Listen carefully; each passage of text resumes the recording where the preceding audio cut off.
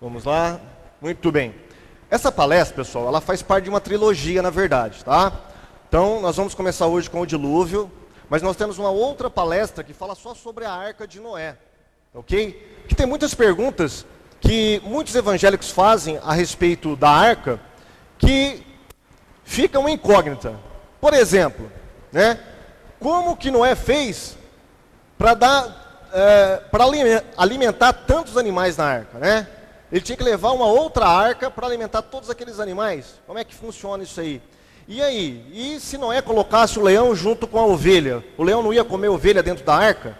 Né? Então tem muitas perguntas, né, que as pessoas fazem, principalmente os jovens, né, que se tornam uma incógnita.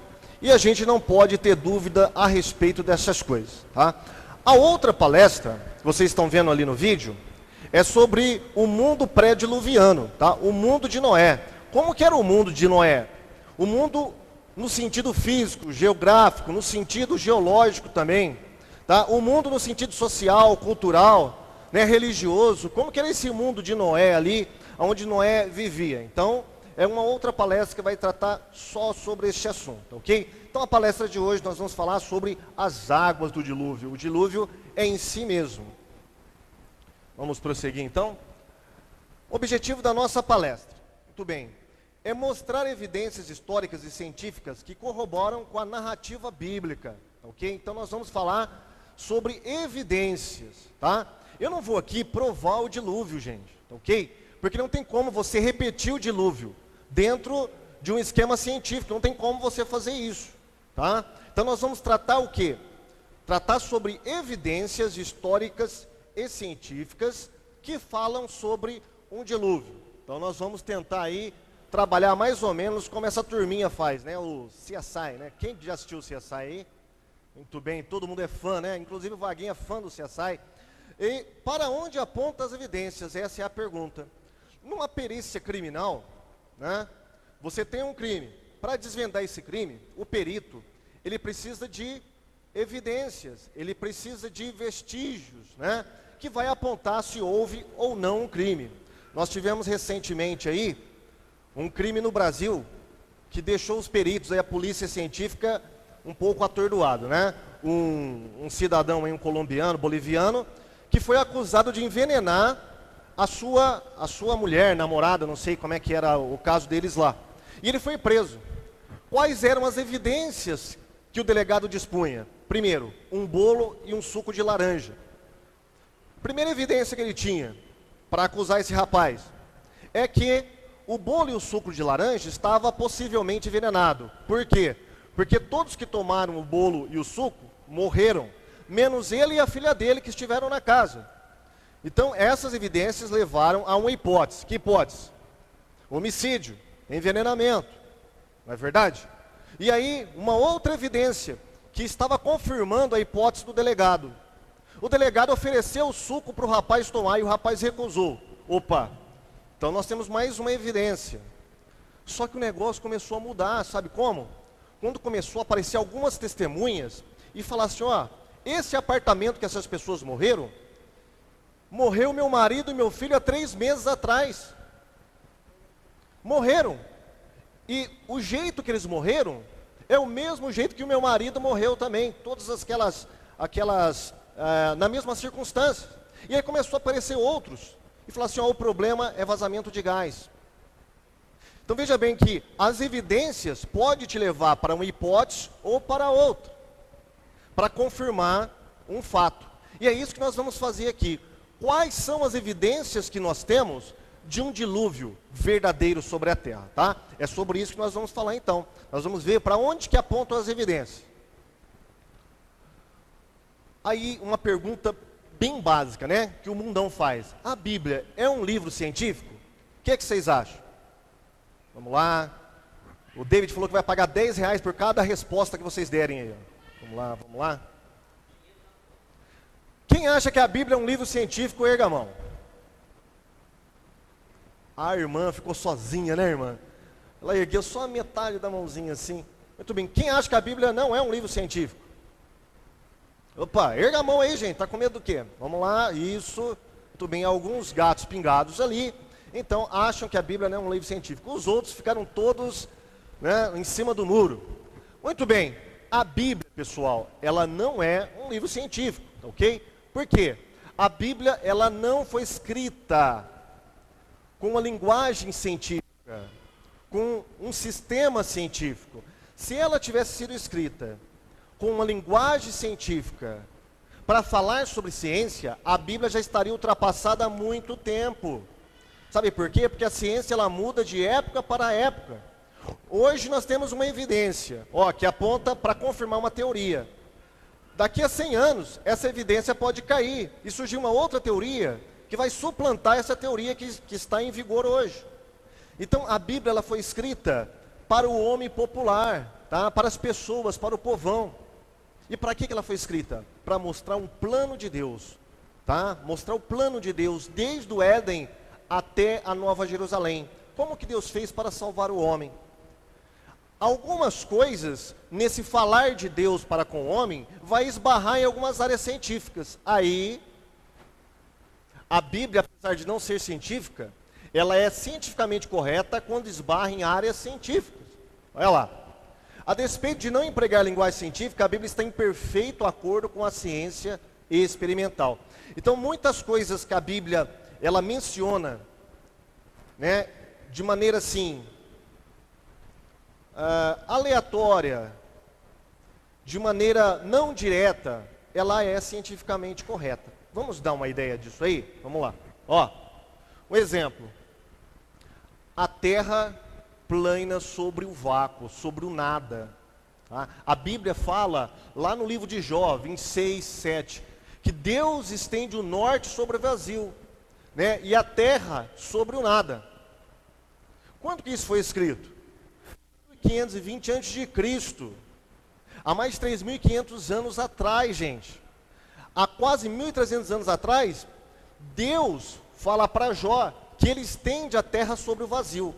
Agora, imagine você falando essas coisas há 3.500 anos atrás. Ninguém ia acreditar em você. Sabe por quê?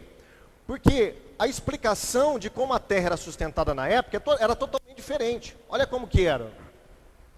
Está vendo ali? Não sei se dá para perceber no slide ali. Tem 2 elefantes sustentando a terra e debaixo dos elefantes uma tartaruga. Era assim que muitos povos acreditavam que a terra estava sustentada. Sustentada por 2 grandes elefantes e embaixo desses elefantes estava uma tartaruga sustentando esses 2 elefantes. Olha que coisa maluca. Mitologia. Agora compare com o que a Bíblia diz. Olha lá. Deus estende a terra sobre o nada. Hoje nós sabemos disso por quê? Porque o homem tem capacidade científica para descobrir essas coisas. Então a Bíblia já falava disso há 3.500 anos. Olha que coisa maravilhosa. Então, muitas coisas, quando a Bíblia ela esbarra em algumas áreas científicas, ela é cientificamente correta. E é isso que nós queremos falar para vocês hoje a respeito do dilúvio de Gênesis. Vamos ver o que a Bíblia fala sobre o dilúvio. Tem 3 textos no Antigo Testamento que falam sobre o dilúvio, não é só Gênesis, tá? Então nós vamos ler aí. Eis que eu trago o dilúvio sobre a terra, para destruir, abaixo do céu, toda a carne que é espírito de vida. E tudo que há na terra expirará. Lá em Salmos 29, 10, o salmista diz: o Senhor está entronizado sobre o dilúvio. O Senhor se assenta como um rei perpetuamente. O profeta Isaías também fala sobre isso, olha. E isso será para mim como as águas de Noé, como jurei que as águas de Noé não inundariam mais a terra. Então nós temos aí em 3 livros diferentes que atestam, né, que realmente aconteceu um dilúvio. O homem do Antigo Testamento nunca duvidou de um dilúvio. Tá?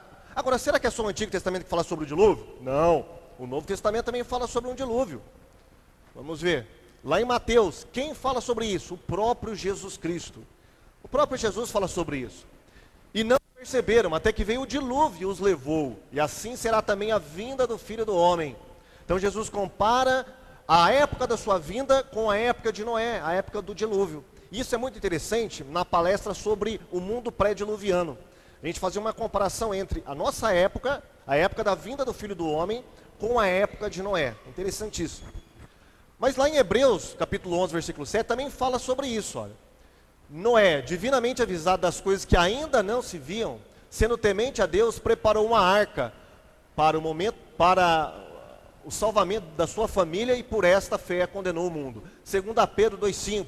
E não poupou ao mundo antigo, embora preservasse a Noé, pregador da justiça, com mais 7 pessoas, ao trazer o dilúvio ao mundo dos ímpios. Então nós temos 3 textos no Antigo Testamento, 3 textos no Novo Testamento, que atestam sobre dilúvio. Ou seja, o homem, tanto do Antigo Testamento quanto do Novo Testamento, acreditava no dilúvio, incluindo o próprio Jesus Cristo. Ok? Vamos ver então uma cronologia. Como é que começa isso aí, né? Como que é a narrativa desse dilúvio? Quem não leu, vai conhecer agora. Quem já leu vai dar uma recordada, tá ok? Vamos ver como que Deus falou para Noé. Noé, 600 anos de idade, quando veio, é que está cortado aí. Quem pode pegar uma Bíblia e ler a partir Gênesis 7, versículo 6 aí? Mas é rapidinho, pessoal, rapidinho aí, igual relâmpago. Isso. Isso, muito bem. 600 anos Noé tinha. Era um garotinho, né, gente? Era jovem, na flor da ideia. Opa, calma aí. Não é o dilúvio, pessoal.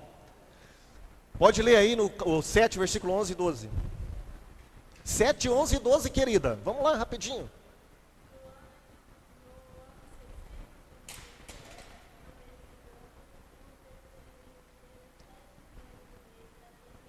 É o 11 e o 12? Ah.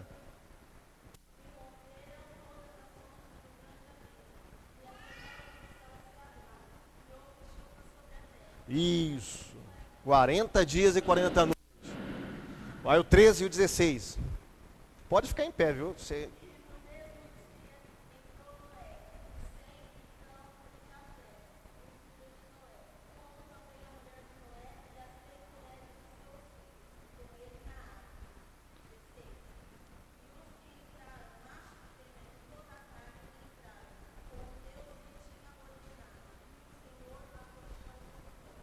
O próprio Deus fechou a arca. Olha que coisa interessante, né? Então Deus colaborou com Noé e Noé colaborou com Deus. Pode continuar aí, minha querida. O 17 você leu, né? O 17 você já leu também? Então leia o 17.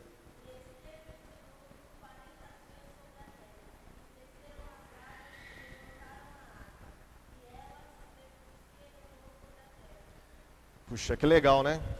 Imagina você num parque de diversões, naqueles kamikaze, né? Coisa maluca. Imagina a arca de Noé. É kamikaze que fala? Não sei. É? Aqueles que fazem assim, né?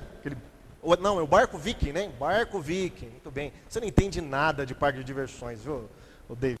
Então, imagina Noé num grande mar desse. Que coisa maravilhosa, né? Não precisava nem pagar para ir no parque de diversão. Tinha diversão na própria arca. Versículo 18.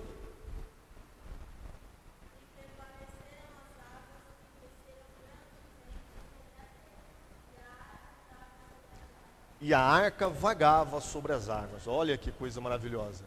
19.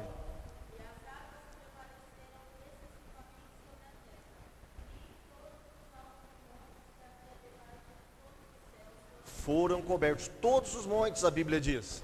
Versículo 20. E os montes foram cobertos. Isso. E o que tinha fôlego do espírito de vida em suas narinas, tudo que havia na terra seca, morreu. Versículo 23.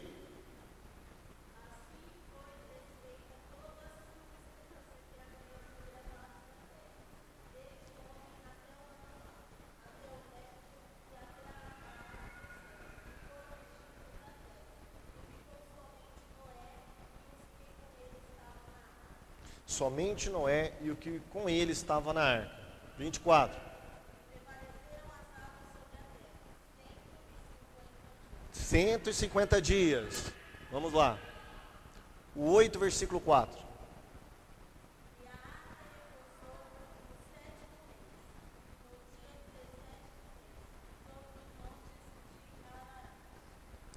E as águas foram minguando até o 10º mês. No 10º mês, no primeiro dia do mês, apareceram os cumes dos montes. Depois Noé soltou uma pomba para ver se as águas tinham minguado de sobre a face da terra. Mas a pomba não achou onde pousar a planta do pé e voltou a ele para a arca, porque as águas ainda estavam sobre a face de toda a terra. No ano 601, no mês primeiro, no primeiro dia do mês, secaram-se as águas de sobre a terra. Então Noé tirou a cobertura da arca e olhou, e eis que a face da terra estava enxuta. No segundo mês, aos 27 dias do mês, a terra estava seca. Olha que coisa impressionante. O escritor de Gênesis, ele é detalhista nos dias. Ele não fala simplesmente, olha, lá para o ano 600 da vida de Noé, no ano 601. Não, ele é detalhista. Somente uma pessoa que foi testemunha ocular, que poderia dar detalhes impressionantes desse para o escritor. E nós sabemos que Noé e os seus filhos, noras e a mulher, um total de 8 pessoas, realmente foram as testemunhas oculares. Eles presenciaram esse grande dilúvio, e por isso eles conseguiram passar com uma certa fidelidade essa tradição oral. E quando chegou na época de Moisés, Moisés copiou essa tradição fidedigna sobre o grande dilúvio. Aí as pessoas perguntam, mas o dilúvio foi só 40 dias e 40 noites? Não, meu querido. Olha quanto tempo durou o dilúvio. 377 dias. 377 dias é mais de 1 ano e 1 mês, gente. Aí o pessoal da Globo, Record, né, faz os reality shows, né? Coloca lá Big Brother, né, A Fazenda. E as pessoas passam ali alguns meses confinadas naquilo, né? Imagina Noé. Noé foi o primeiro Big Brother da história, gente. Ficou ali mais de 1 ano confinado. Imagina olhar para a cara da sua nora, né? Ou olhar para a cara do seu sogro durante 1 ano e 2 meses praticamente. Que coisa maravilhosa, né? Noé teve essa experiência aí, né? Então, veja bem, o total, desde quando ele entrou na arca e depois quando ele saiu da arca, durou 377 dias. A Bíblia diz que durante 150 dias as águas continuaram a subir. 40 dias e 40 noites foi a chuva, mas a enchente continuou durante muitos meses, tá? Durante mais de 5 meses durou essa grande enchente. E aí muitas pessoas olham para aquelas gravuras, né, principalmente da escola dominical, das criancinhas, né, aquele dilúvio, aquele Noé barbudo, né, o macaco pulando de um lado, né, Noé querendo pegar o macaco lá com pulsão, né, é aquela coisa maravilhosa. Aí as pessoas perguntam, puxa vida, será que o dilúvio foi só isso? Só uma chuvinha lá, umas nuvens negras, né? E aí conseguiu inundar uma terra inteira com umas nuvens e um pouquinho de chuva, 40 dias só. É esse o dilúvio que você imagina? Eu vou te mostrar agora o que foi realmente o dilúvio de Noé, pessoal. Tá? Foi uma coisa tremenda. Foi uma catástrofe, ok? Tá? O dilúvio foi a maior catástrofe que esse planeta já passou. No dilúvio não estava envolvido apenas tempestades, não estava envolvido apenas uma chuva. Tá? Nós temos outros elementos naturais, tá, que estavam envolvidos nesse dilúvio e que foi capaz de modificar toda a face da Terra. O catastrofismo é uma teoria científica da geologia que fala que o nosso planeta, como a gente vê ele hoje, ele é resultado de catástrofes ou de grandes catástrofes do passado. Nós temos uma outra teoria chamada de uniformitarismo, tá? É uma outra teoria da geologia que fala que, para nós entendermos o passado, nós temos que olhar para o presente. Então eles falam, olha, a gente não está vendo catástrofe no presente, tá? Então, não existiu esse negócio de grande catástrofe, tá? As coisas aconteceram por milhões e milhões e milhões de anos. Nós conhecemos isso como teoria da evolução, aplicada à geologia. Então, a geologia, os teóricos, cientistas que trabalham com a teoria do uniformitarismo, eles acreditam que tudo que a gente viu hoje, tá? Tudo que a gente observa hoje no planeta, levou milhões e milhões de anos. Ao contrário, principalmente os cientistas evangélicos, chamados de criacionistas, tá? Eles trabalham com a hipótese do catastrofismo. Tá? E o catastrofismo aponta para o Gênesis, aponta para o dilúvio. Então, olha, essas coisas que vocês estão vendo no slide aí, é o que aconteceu na época do dilúvio, pessoal. No dilúvio aconteceu grandes tsunamis, grandes maremotos. No dilúvio aconteceu erupções gigantescas de vulcões. No dilúvio aconteceu também terremotos, grandes terremotos. E no dilúvio também houve quedas de meteoros e cometas. A própria ciência atesta que não só o planeta Terra, mas o nosso sistema solar inteiro foi bombardeado no passado por grandes pedras, conhecidas como meteoros ou cometas. Ok? E sem falar, logicamente, nos tufões, nos ciclones, né, que arrasam qualquer cidade.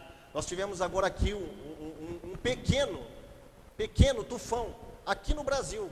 E vocês viram o que aconteceu com a cidade, a pequena cidade aqui no interior do estado de São Paulo. Tá? Taquarituba, muito bem, obrigado, David. Taquarituba. Então, pessoal, todos esses fenômenos estavam presentes no dilúvio. Então não era apenas uma chuvinha mansa que foi aos pouquinhos inundando o planeta Terra e a arca vagou sobre aquela correnteza, né? E Noé foi salvo. Nada disso. O negócio foi como um liquidificador gigante. Tudo isso estava presente no dilúvio, tá? Olha aí. São Francisco, Estados Unidos, em 1906, um terremoto gigante quase que destruiu por completo a cidade de São Francisco. O que isso não pode ter causado no dilúvio? Causas geológicas dos tsunamis, pessoal. Segundo o cientista, nós temos 3 maneiras de causar tsunami. Ou seja, a natureza provoca tsunamis de 3 modos. Primeiro modo, aqui do lado esquerdo lá, tá? São vulcões. Embaixo do mar, embaixo das águas dos oceanos, está lotado de vulcões. Lotado de vulcões. Esses vulcões, eles podem entrar em erupção. Essa erupção, ela é tão forte, tão poderosa, que pode causar deslocamento de grandes massas de água. E isso pode causar tsunamis. Uma outra maneira de causar tsunami, nas falhas geológicas. Quando as placas embaixo dos mares começam a se mover, ela pode causar grandes tsunamis. Tá? E o outro ali, né, que seriam os terremotos. Tá? E o outro ali pode ser grandes bolhas de gás. Né? Uma bolha de gás surge no fundo do oceano com o mesmo efeito de uma explosão descomunal. Essa explosão, né, devido à pressão que está ali no fundo do oceano, quando ela sobe, ela desloca grande massa de água e isso forma os tsunamis. Okay? Nós tivemos agora, recentemente, né, em 2004, um dos maiores tsunamis que a humanidade moderna pôde contemplar. Dá uma olhadinha como é que se formou esse tsunami. Foi por causa de um terremoto embaixo do oceano. E ali, olha, esse terremoto fez com que uma grande massa de água se deslocasse em direção ao litoral ali da Ásia. Destruiu dezenas de cidades, matou mais de 200 mil pessoas e destruiu tudo, tá? Vocês dão uma olhada ali que não foi coisa pouca. Agora imagina um tsunami, tamanho gigante. Isso aqui é filhote. Imagina no dilúvio. O que esses tsunamis não causaram, pessoal? Tá? É coisa de louco mesmo, né? Coisa maluca. Isso não é o mais impressionante. Olha o que esse tsunami de 2004 causou no planeta Terra. Vamos lá. O Polo Norte ficou alterado em 2,5 centímetros. O tsunami de 2004 alterou o Polo Norte em 2,5 centímetros.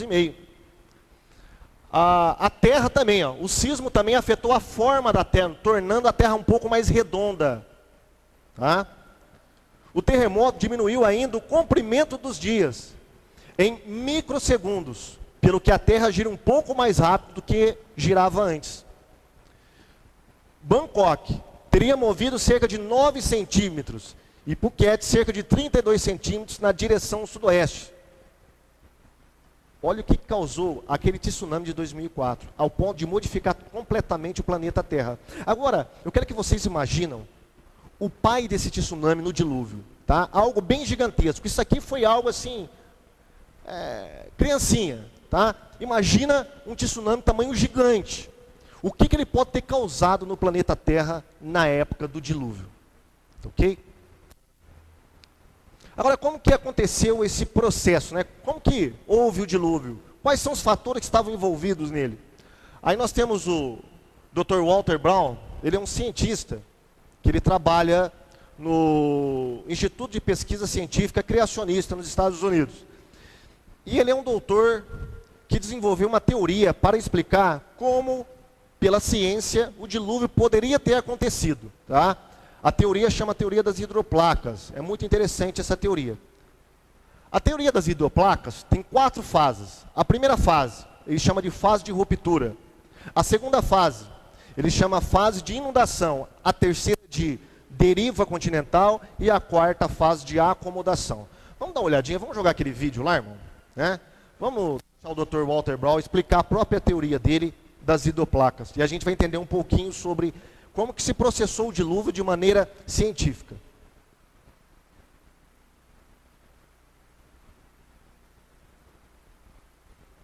Então, de uma teoria científica de como aconteceu o dilúvio. De onde surgiu tanta água? A pergunta que as pessoas fazem é: de onde que veio tanta água? E aí as pessoas imaginam que o dilúvio era uma chuva torrencial. E as águas só vieram de cima, na verdade não, tá?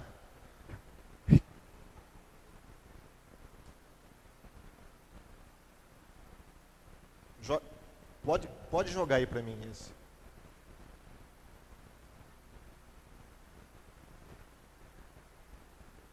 Isso. Muito bem.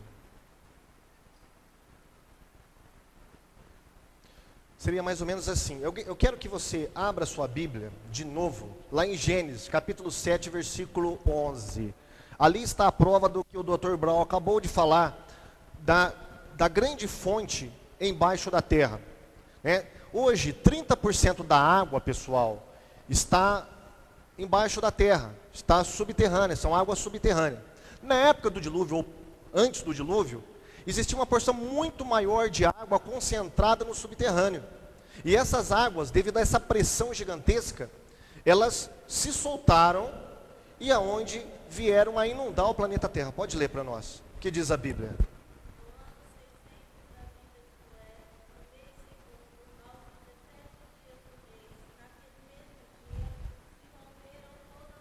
Ó, se romperam todas as fontes do grande abismo. E as janelas do céu. Fala de um grande abismo e fala das janelas do céu. Então é água de cima e água por baixo, como explica a teoria das hidroplacas.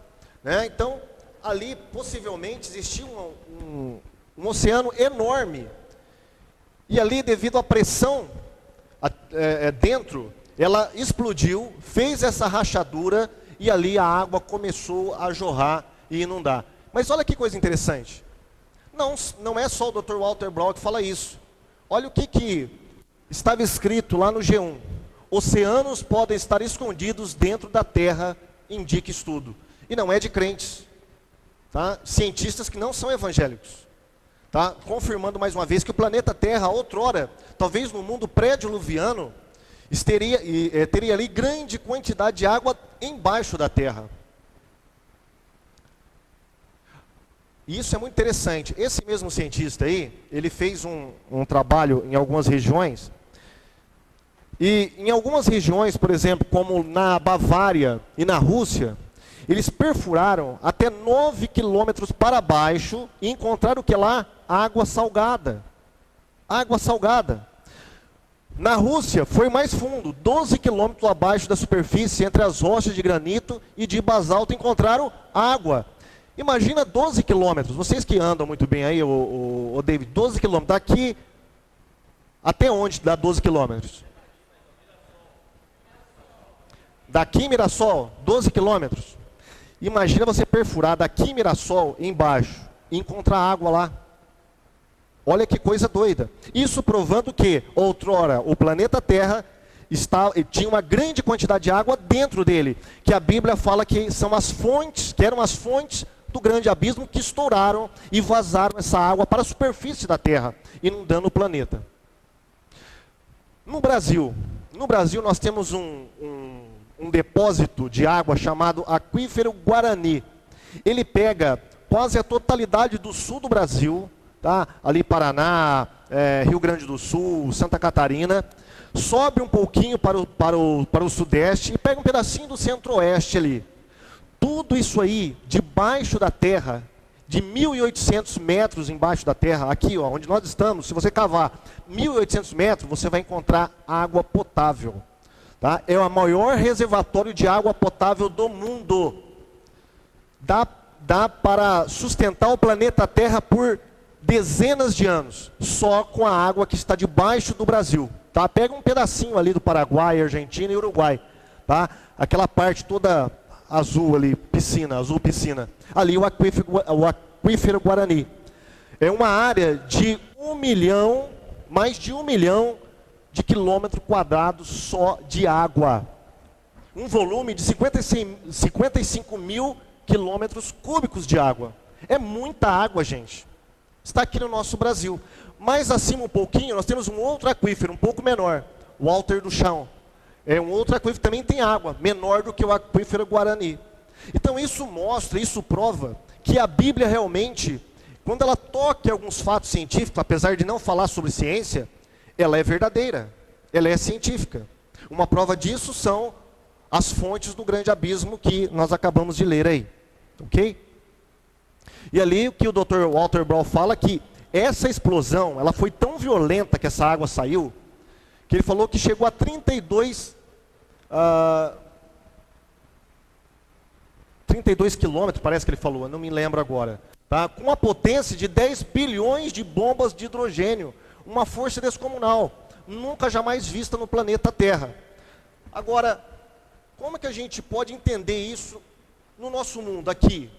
Tá? Tem alguns fenômenos na natureza que podem explicar mais ou menos o que aconteceu de uma maneira muito maior, muito mais gigantesca no Gênesis. Os geysers, tá? Todo mundo conhece isso aí, né? São as águas subterrâneas que de tempo em tempo elas sobem com uma velocidade enorme, como se fosse um spray. A água subterrânea que se encontra nas fissuras e cavidades e lençóis freáticos, em contato com rochas e principalmente a lava vulcânica, encontrada abaixo a elevada temperatura, vai aquecendo e a água gradualmente. A elevada pressão a que a água se encontra faz aumentar o ponto de ebulição da água e quando a temperatura da água atinge um ponto crítico, entra rapidamente em ebulição. E aí ela pode chegar ali ó, a 80 metros de altura, um geyser pequeno. Isso pode explicar como que aconteceu essa grande vazão de água do poço do grande abismo aí, do qual a Bíblia fala, o grande abismo que explodiu. Né? E os cientistas encontraram também geysers fora do nosso planeta Terra. Uma das luas de Saturno tem isso, só que o jato lá atinge até o espaço. Você vê a altura que pode chegar a isso. Então veja bem, quando o Dr. Walter Brown tenta explicar a vazão de água no dilúvio pela teoria das hidroplacas, ele não está simplesmente inventando uma teoria. Tem muitas coisas do nosso planeta e fora do nosso planeta que pode explicar isso, como os nossos geysers, né, geysers, e também ali, uma das luas de Saturno tem esse fenômeno também, algo gigantesco, fenomenal. E qual foi a consequência dessa ruptura, né, desse estrondo de água para o nosso planeta? Ele explicou isso aí, o nosso planeta foi igual uma bola de beisebol. Ele é totalmente rachado, tá? Há uma rachadura enorme, principalmente debaixo dos mares que circundam o planeta Terra. Então ele fica mais ou menos como uma bola de beisebol. Olha lá. Ó. E ali ele fala onde surgem as grandes cadeias oceânicas. Então, aonde está aquela parte vermelha, onde existe essa rachadura. Possivelmente seria ali as fontes do grande abismo do qual a Bíblia fala. Ali você vê uma foto de rachadura embaixo do mar, né? Embaixo do oceano ali. Um nadador ali, um camarada está brincando ali nessa grande fonte. Além da enorme pressão subterrânea, que pode ter causado essas fissuras gigantescas no planeta, o que pode ter causado, além daquela pressão, o que pode ter causado essa grande fissura, né? Essas marcas que ficaram no nosso planeta? impactos de meteoros e cometas. Tá? Eles podem ter caído no planeta e podem ter abrido essa fissura enorme que existe no nosso planeta também. Além da pressão de baixo, pode ter vindo que impactos gigantescos de meteoros e cometas de cima e feito essa rachadura em todo o planeta Terra. E abriu o poço do grande abismo aí, do qual ela leu ali em Gênesis.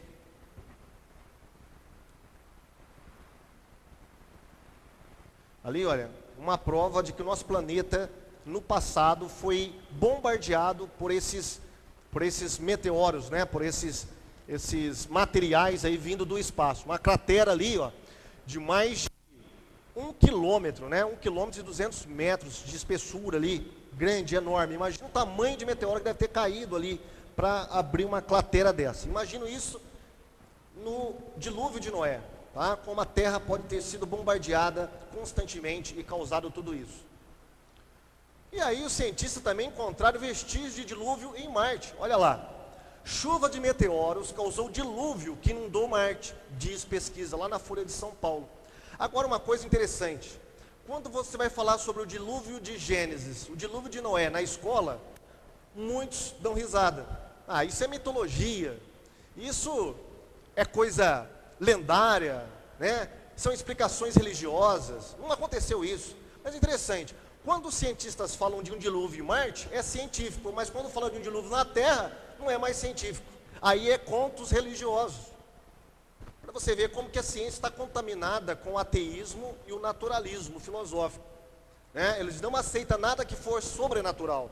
Para eles, todas as explicações têm que estar concentradas aqui na natureza.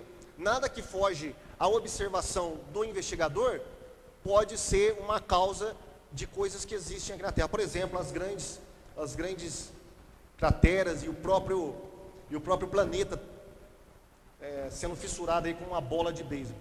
Né? Mas ali está uma pesquisa interessante, onde eles estão colocando uma hipótese que, num passado bem distante, Marte pode ter sido invadida por meteoros e causado um grande dilúvio. Se você já teve experiência de entrar numa correnteza, você viu como que é forte a água. Uma água que dá próximo ao seu joelho, ela tem o poder de derrubar você e te afogar. Apenas com a água no joelho. Tá? Agora imagina uma massa gigantesca de água que veio sobre o planeta Terra, de baixo, de cima, com meteoros por todos os lados e um monte de coisa acontecendo ali. É coisa fenomenal. A segunda fase é de inundação. A Bíblia diz que Deus separou a terra seca das águas. Olha que interessante, lá em Gênesis 1, 6 e 7, gostaria que você lesse, Deus faz uma separação. E essa pode ser um indício daquele continente, daquele supercontinente que o Dr. Brown falou. Capítulo 1, versículos 6 e 7.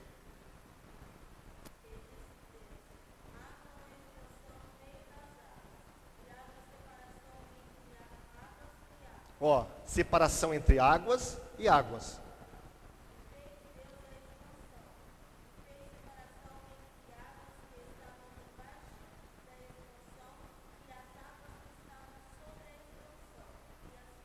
Isso, então Deus dividiu as águas em cima e as águas embaixo, fez uma divisão de águas ali, né? Que foi logicamente o que inundou o nosso planeta Terra. Tá? Lá em Gênesis 7, 11, 19 e 20, eu gostaria que você lesse também.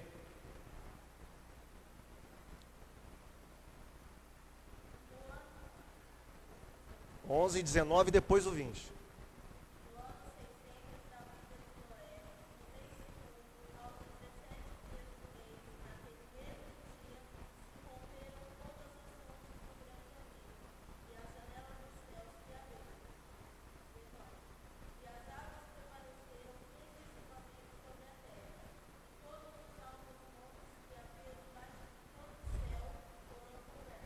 Foram cobertos. Olha que interessante. Então, essa fase de inundação do que o Dr. Walter Brown fala.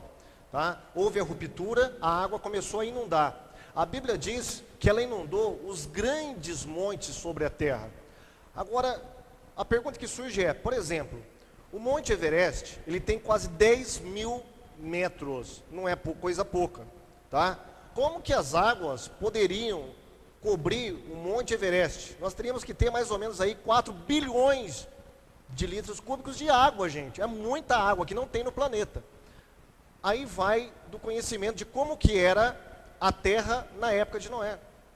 A topografia da Terra, tá, era completamente diferente. Não tinha montanhas tão grandes como a gente tem hoje. E isso aconteceu devido ao dilúvio, como ele explicou ali na teoria das hidroplacas. Os mares eram mais rasos também. Então, era muito possível que 3 quilômetros de água conseguiam invadir os topos dessas pequenas montanhas da época de Noé.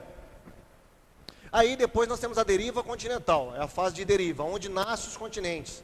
Ele fala que no começo, e os cientistas falam sobre isso, existia um supercontinente só, tá?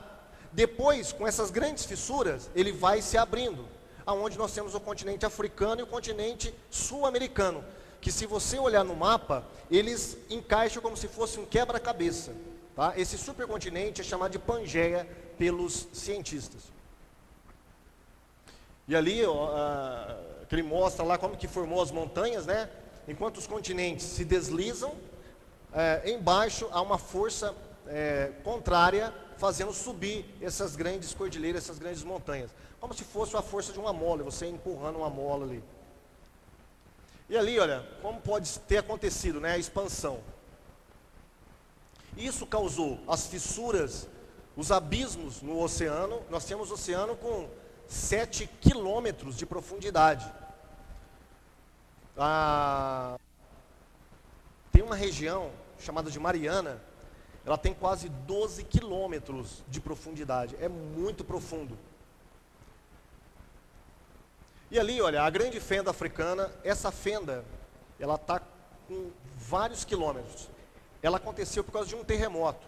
E segundo a pesquisa dos cientistas ali, ela pode estar inaugurando um novo oceano, para vocês terem uma ideia, né? Por causa de uma fenda, de uma fissura, que aconteceu recentemente, tá? Ela começou a se abrir e não para de abrir. Talvez ela vai formar um outro continente, segundo os cientistas. Então são coisas que acontecem no nosso mundo que explicam muitas coisas da época do dilúvio. Olha, essa ilha aí, essa ilha, na Islândia, para vocês terem uma ideia, um grupo de cientistas estava navegando e de repente eles observaram que estava brotando alguma coisa das águas. E quando eles viram, começou a brotar uma ilha onde não havia nada. Em 5 dias, a ilha tinha 600 metros. Chegou a uma proporção de, deixa eu ver aqui, quase 2 quilômetros. 2 quilômetros. 2 quilômetros. Surgiu do nada, no meio do mar. Pode ter acontecido isso no dilúvio de uma maneira muito maior, muito mais gigantesca, né? E aí, ilhas que são formadas por vulcões constantemente no oceano também. Ali, olha, aqueles pontinhos vermelhos que vocês estão vendo no mapa, são todos vulcões, tá? Esses vulcões aí, muitos deles estão em atividade, como vocês viram no slide anterior, que vão formando ilhas, outros estão desativados, tá? Imagine tudo isso aí sendo ativado no dilúvio, tá? E a acomodação, né? Como ele mostra ali naquele vídeo, depois as águas começaram a baixar, devido à depressão que o continente faz, as águas caíram, se aprofundaram no oceano e outras foram represadas nos vales. A Cordilheira dos Andes, que segundo a teoria, foi formada nessa época aí devido à placa continental. Se houve um dilúvio universal de proporções catastróficas, há de se esperar que ele deixaria suas marcas em todo o planeta. Então nós temos algumas evidências de que houve realmente um dilúvio. Primeira evidência, a evidência cultural, da memória cultural dos povos. Tá? Segunda evidência, sepultamento rápido das plantas e animais. Terceira evidência, camadas de sedimentos depositados rapidamente, espalhados por vastas áreas e por longas distâncias. E quarto, rápida ou nenhuma erosão entre esses estratos dessas montanhas. Torre de Babel.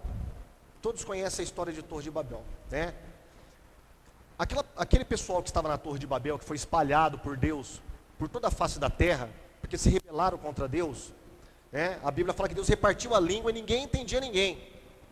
Eles foram para todas as partes da terra. Esse pessoal eram todos descendentes dos filhos de Noé. Eles tinham um dilúvio guardado na memória cultural deles. E esse pessoal aqui é que deu origem aos povos que estão nos 5 continentes do planeta Terra. E olha que coisa interessante. Olha o que os antropólogos descobriram. Existem em todos os continentes 272 lendas sobre um dilúvio global.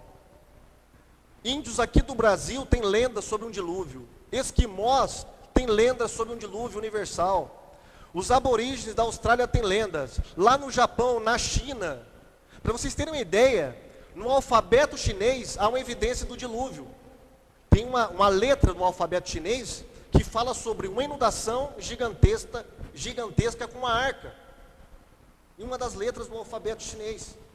Em todos esses povos há uma menção sobre um dilúvio. Agora eu pergunto, como que índios aqui da América do Sul iriam falar sobre um dilúvio se isso não fosse uma cultura trazida na época de Noé? Isso é uma prova cultural de que realmente existia um dilúvio na face da terra. E aí nós temos entre os povos, por exemplo, os gregos. Os gregos falam que Zeus resolveu destruir a terra ali dos gregos com um grande dilúvio. E só salvou 2 pessoas, Decalião e Pirra. E aí, entre os sumérios, entre os egípcios, os babilônicos, os astecas, todos têm uma lenda falando de uma pessoa que foi salva em uma grande embarcação, porque os deuses resolveram destruir a terra com uma inundação. Isso é uma prova de que realmente o dilúvio da Bíblia é verdadeiro. E aí as tradições, ali não dá para a gente ler, vamos passar. Esse é um trecho do épico de Gilgamesh. E é interessantíssimo isso aí.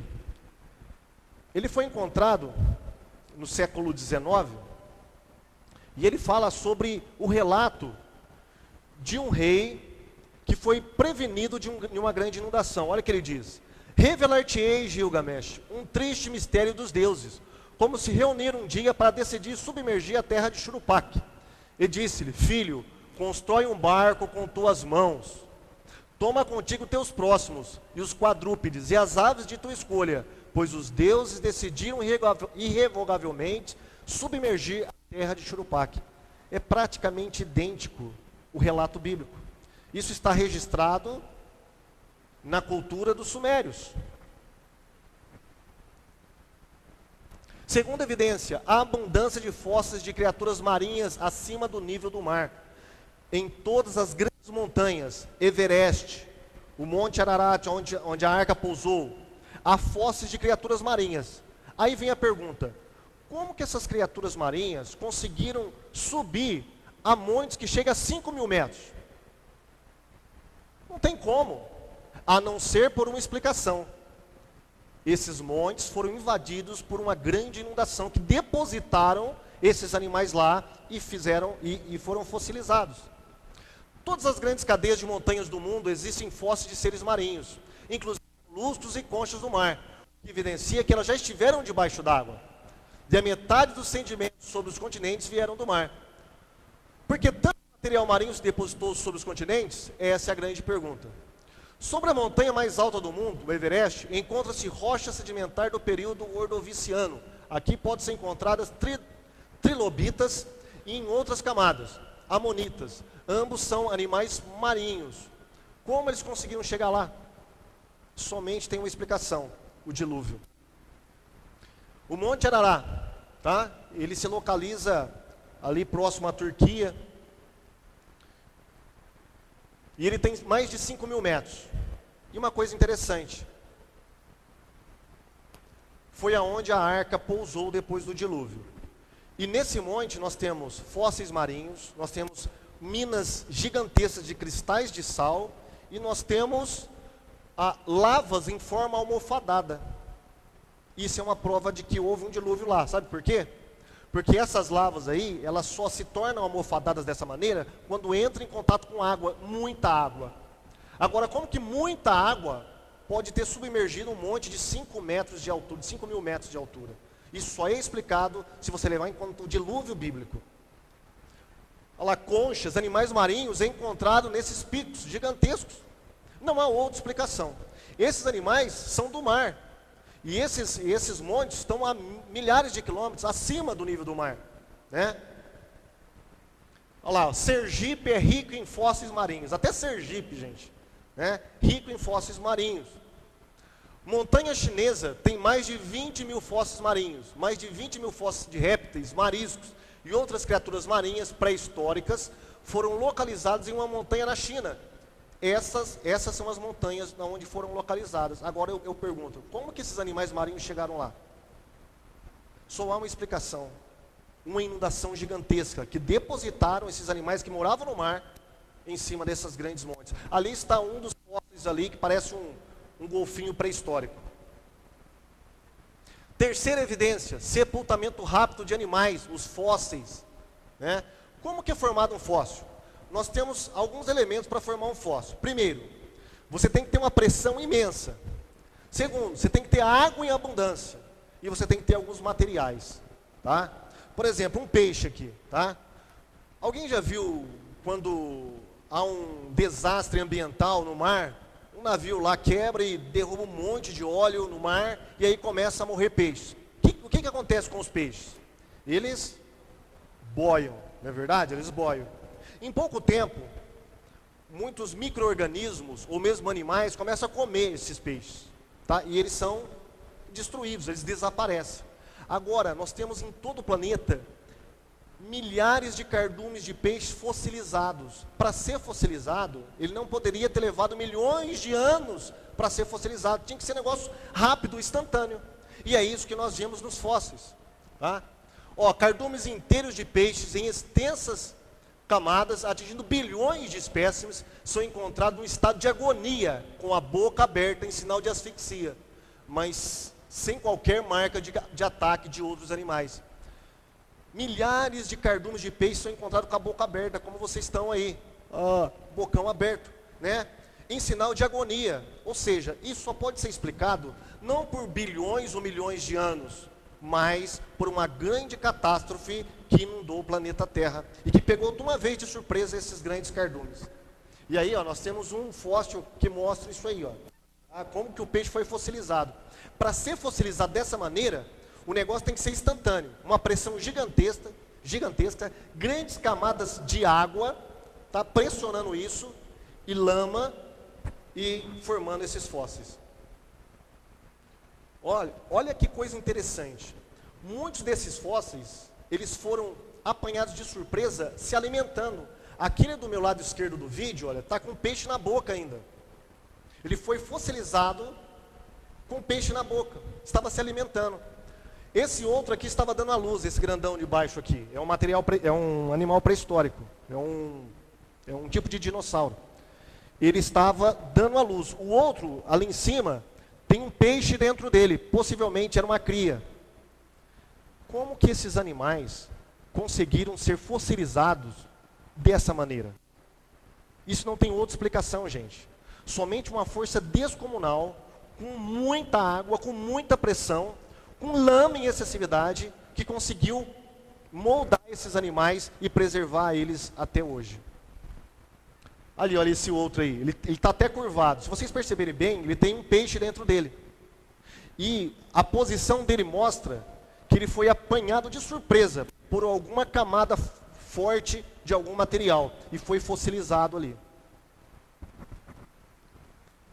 Mais animais fossilizados, né? Nós temos de todos os tipos, aves pré-históricas, né? Dinossauros,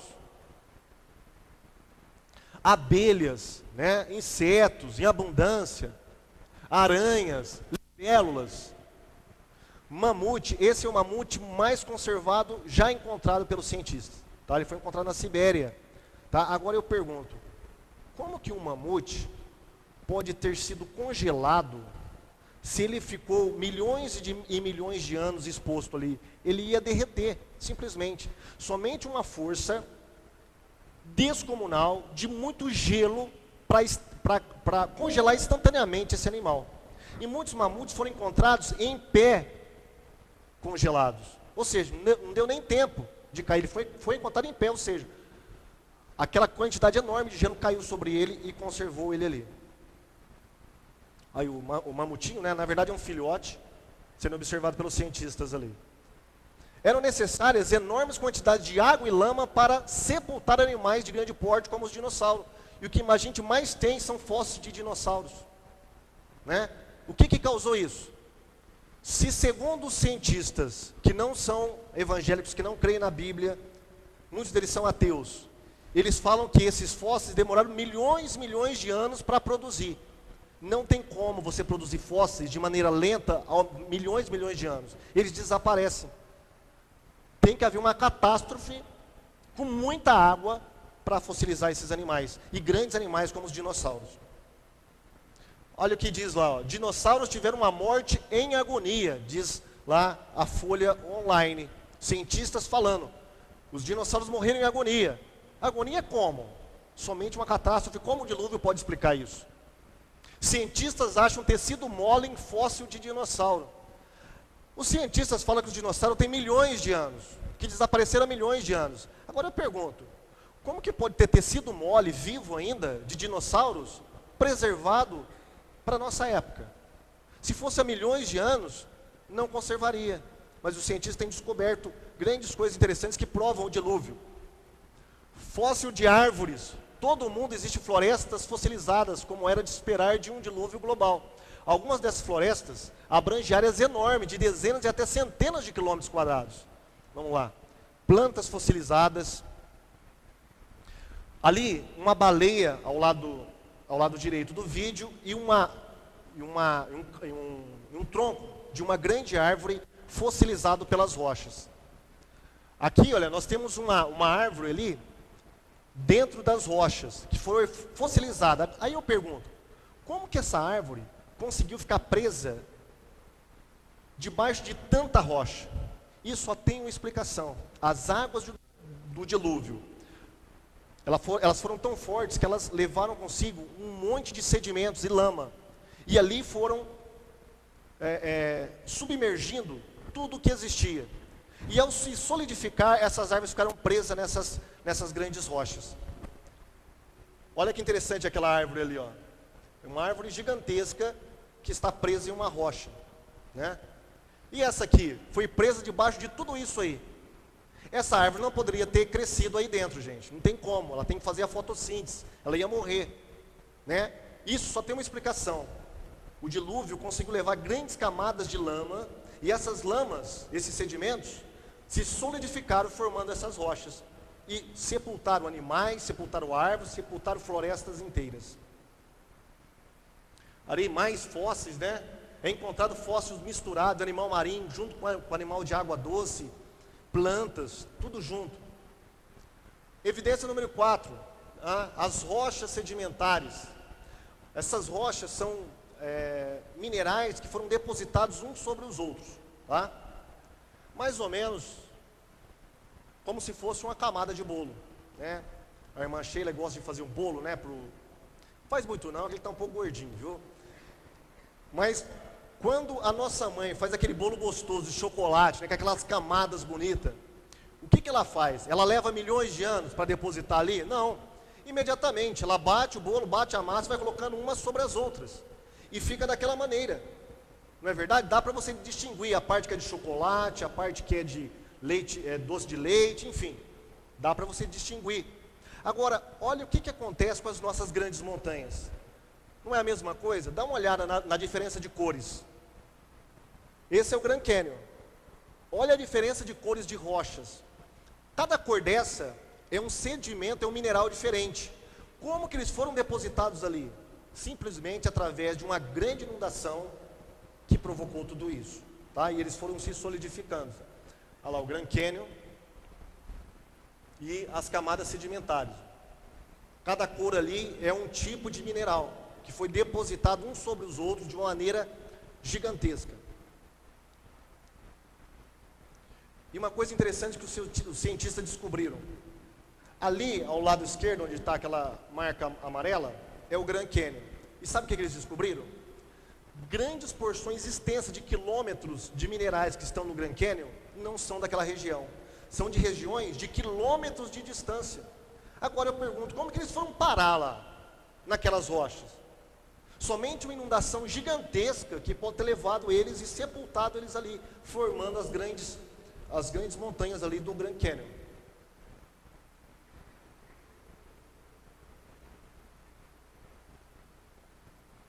O o que as águas podem, segundo a teoria do Dr. Walter Brown, pode ter causado no planeta.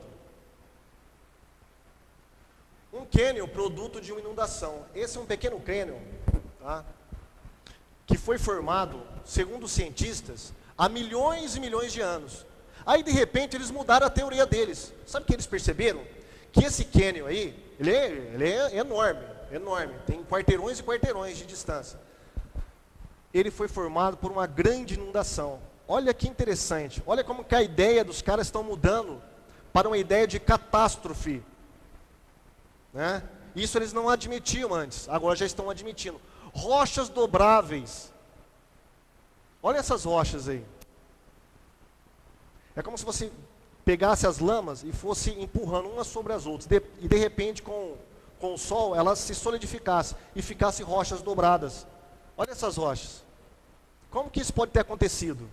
Essas rochas, elas não podem ter sido dobradas com a montanha ou o morro já formado, porque senão elas iam quebrar.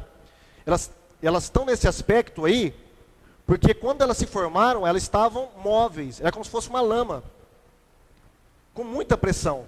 E aí foi vindo umas sobre as outras e foi dobrando, e se solidificou dessa maneira. Isso mostra que uma grande inundação fez isso e deixou essas marcas. E aí, pessoal, é o que nós temos para falar. Como eu disse para vocês, eu não vou provar o dilúvio aqui, tá? Mas eu mostrei para vocês evidências geológicas, históricas, que apontam para o que Gênesis diz. E é interessante para você saber disso, porque muitas vezes quando você vai lidar com a aula de história, professor de história são os piores, viu? São os mais ateus que tem. Professores de biologia, tá? Geralmente nos livros do ensino médio, eles gostam de escarnecer do relato bíblico. Que a Bíblia é um mito, que o criacionismo é um mito, o que importa é a ciência. Mas espera um pouquinho. E as evidências que nós temos no planeta Terra? Que muitas vezes não pode ser comprovada pela ciência convencional, pela teoria da evolução. Não tem como. Somente uma grande catástrofe, uma grande inundação pode explicar muitas coisas que nós vimos aqui. Por exemplo, os grandes fósseis. Tá? Então, isso aqui é só um despertar para a gente começar a pensar. Vocês são jovens, vocês estão estudando. Vocês não devem engolir tudo que o professor fala, tudo que está no livro texto, tudo que a ciência convencional nos diz que é verdade a respeito do nosso planeta. Né? Existe toda uma ideologia contra os ensinos bíblicos. As pessoas não acreditam mais em Deus, as pessoas não acreditam mais no sobrenatural. E isso nós vamos encontrar na escola, nas universidades. E é bom então vocês terem em mente que o relato bíblico, ele pode ser sim defendido cientificamente, ou pelo menos pode ter evidências do que aconteceu lá no capítulo 6 do livro de Gênesis. Ok? David? Eu não vou abrir para perguntas, porque o tempo já foi.